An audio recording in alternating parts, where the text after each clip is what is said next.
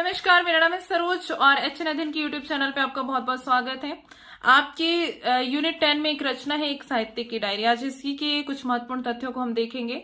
इसके अध्यायों को याद करने की ट्रिक हम देखेंगे नेक्स्ट वीडियो में। तो आज इसके अध्यायों को और उसके कुछ महत्वपूर्ण तथ्यों को देख लेते हैं। पहला अध्याय है तीसरा क्षण, दूसरा है एक लंबी कविता का अंत, तीसरा है डबरे पर सूरज का बिंब, चौथा है हाशिए पर कुछ नोट्स, पांचवा सड़क को लेकर एक बातचीत, छठा है एक मित्र की पत्नी का प्रश्न चिन्ह, सातवां नए की जन्म कुंडली 1 और आठवां है नए की जन्म कुंडली 2, नौवां है वीरकर और 10वां है विशिष्ट और अद्वितीय, 11वां है कुटुयान और काव्य सत्य, 12वां है कलाकार की व्यक्तिगत ईमानदारी 1 और 13वां है कलाकार की व्यक्तिगत ईमानदारी 2। श्रीकांत वर्मा क्या लिखते हैं इसके बारे में कि एक साहित्य की डायरी की पांडुलिपि मुक्तिबोध ने मुझे सौंपी। कब सौंपी थी? 1964 मार्च में। उस पांडुलिपि में कुटुयान और काव्य सत्य नहीं था और कलाकार की व्यक्तिगत ईमानदारी शीर्षक नहीं थे।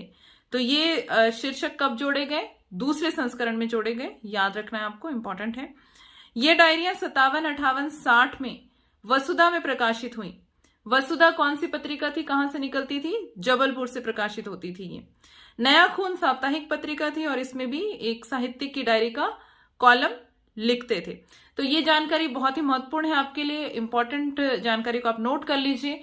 और अगर कोर्स को आप डिटेल में पढ़ना चाहते हैं तो आप मेरे साथ जुड़ सकते हैं एच एन अध्ययन ऐप पर, और ऐप को इंस्टॉल आपको करना होगा। और 5 बजे मेरी क्लास होती है तो आप वहां पे जुड़ सकते हैं मेरे साथ। कोर्स की फीस सिर्फ 300 रुपए है।